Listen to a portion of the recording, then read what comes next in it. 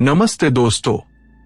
आज की कहानी एक ऐसी पुलिस चौकी से जुड़ी है जहां रात के समय कुछ ऐसी घटनाएं घटती हैं जो समझ से परे है। क्या हुआ था उस पुलिस चौकी में, तो चलिए शुरू करते हैं एक और कहानी, सिर्फ स्कैरी इनसाइड हिंदी पर।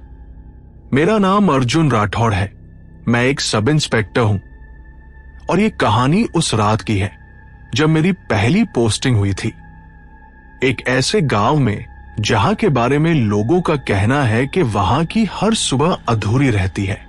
जब मुझे पता चला कि मेरी पहली पोस्टिंग एक रिमोट विलेज पुलिस स्टेशन में हुई है जिसका नाम राती चौकी है, तो मुझे नाम सुनकर थोड़ा अजीब लगा। राती चौकी, ये कैसा नाम है? क्या राती मतलब रात है? नाम ही डराने वाला था। मुझे लगा कि शायद ये कोई कोइंसिडेंस होगा। वो चौकी एक सुनसान इलाके में थी और उस गांव का नाम बनमाली गांव था। चारों तरफ घना जंगल, टूटे हुए खंभे और एक पुरानी ब्रिटिश एरा की इमारत जो अभी किसी तरह खड़ी थी। जब मैं वहां पहुंचा तो उस जगह पर सन्नाटा पसरा था। ड्यूटी पर एक ही हवलदार था, नाम था देवेंद्र। उसने मुझे अंदर ले जाकर वहां का थोड़ा इंट्रोडक्शन दिया, लेकिन सबसे अजीब बात तो यह थी कि उसने मुझे बोला, सर, ये चौकी थोड़ी अलग है, इसे ड्यूटी मत समझिए, ये तो जिंदा रहने की लड़ाई है बस।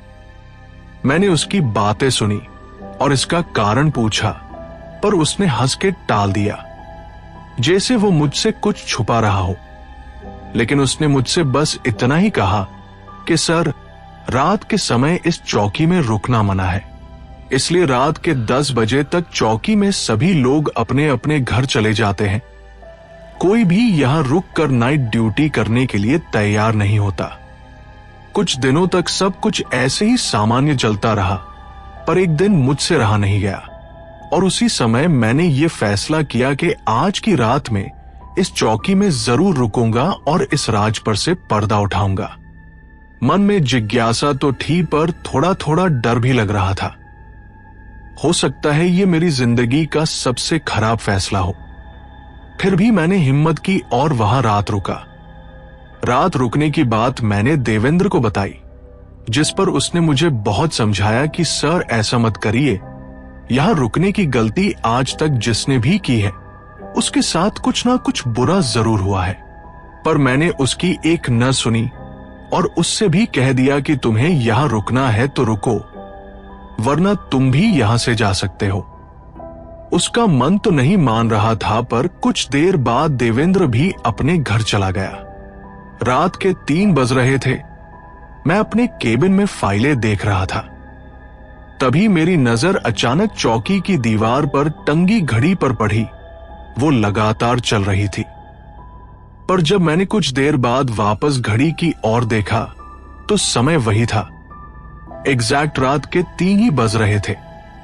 मैंने सोचा कि ये कैसे हो सकता है, समय आगे ही नहीं बढ़ रहा। फिर मुझे लगा हो सकता है शायद घड़ी खराब हो गई हो। मैंने ज्यादा ध्यान नहीं दिया और अपने काम में लग गया। अगली सुबह जब मैंने घड़ी की तरफ देखा तो वो फिर से काम कर रही थी। मैंने देवेंद्र से पूछा तो उसने रात भर के फुटेज देखने की बात कही। तब हमने सिस्टम खोलकर फुटेज चेक किया, लेकिन जो भी 2:30 से 3:30 के बीच का फुटेज था वो ऑटो डिलीट हो चुका था। मुझे समझ नहीं आया। मैंने देवेंद्र से पूछा तो उसने सिर झुकाकर कहा, सर, ये हर रात होता है, 3 बजे के आसपास का कोई सबूत नहीं मिलता। अगली रात मैं एक पुरानी फाइल रैक देख रहा था।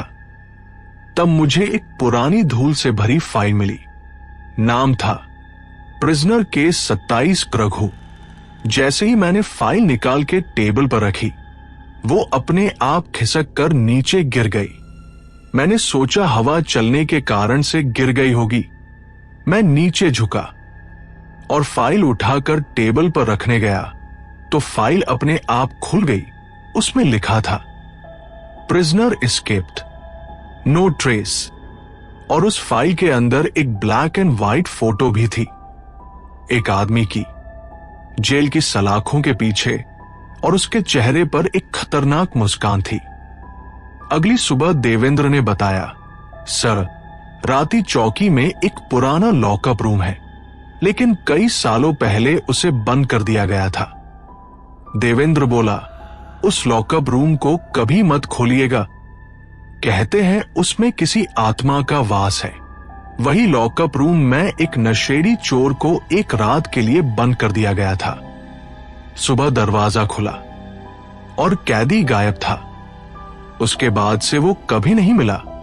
यहां का लॉकअप लोगों को निगल जाता है सर, और इंसाफ मांगने वाले कभी नहीं लौटते। उसकी बातें सुनकर मुझे वहां जाने की इच्छा हुई। एक दिन मैंने सोचा, चल कर देखते हैं। जब मैं उस लॉकअप के पुराने जंग लगे ताले को छूने ही वाला था कि तभी अंदर से एक जोरदार चीख आई, एक औरत की। मैं पीछे हट गया और वहां से चला गया। पर उस रात मुझे बिल्कुल भी नींद नहीं आई। मैंने फैसला कर लिया, मुझे सच जानना ही पड़ेगा। मैं डिस्ट्रिक्ट रिकॉर्ड्स तक गया और सारी फाइलों की जांच करी। वहां मुझे पता चला कि राती चौकी पहले एक टॉर्चर सेल था ब्रिटिश समय में, जहां फ्रीडम फाइटर्स को बंद करके मार दिया जाता था।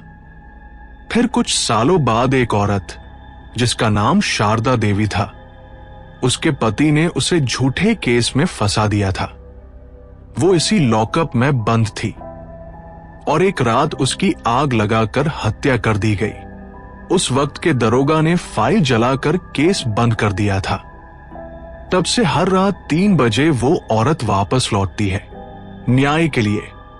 और केस 27 रघु, वो दरअसल उसी औरत का बेटा था, जिसे बाद में उसी चौकी में बड़ी बेरहमी से मारा गया, बिना किसी सबूत के, क्योंकि वो अपनी मां के गुनहगारों को सजा दिलवाना चाहता था। उनकी आत्माएं आज भी उसी चौकी में इंसाफ की तलाश में भटक रही हैं। उस रात मैंने फैसला किया कि मैं उनका सच दुनिया के सामने लेकर आऊंगा। मैंने वो पुरानी फाइल, सीसीटीवी बैकअप और आर्काइव पेपर्स एक एनवलप में डाले, और तभी रात के ठीक 3 बजे एक तेज आंधी आई। चौकी के दरवाजे अपने आप खुल गए। पुरानी फाइल वापस टेबल से नीचे गिर गए और मेरे सामने एक औरत खड़ी थी, लाल साड़ी में, जलते हुए चेहरे के साथ। उसकी आंखों में खून था और आवाज बर्फ जैसी। मैं बोल भी नहीं पाया। मुझे लगा आज के बाद मैं जिंदा नहीं बचूंगा। पर उसने धीरे से कहा, मुझे इंसाफ चाहिए और तुम मुझे इंसाफ दिलाओगे। और अगले ही पल वो गायब हो गई। मैंने सारे सबूत न्यूज एजेंसी को भेज दिए, जिसके बाद सभी गुनहगारों को सजा हुई और राती चौकी बंद कर दी गई।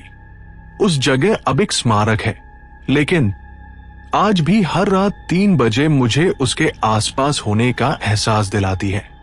तो दोस्तों, कैसी लगी आपको आज की कहानी?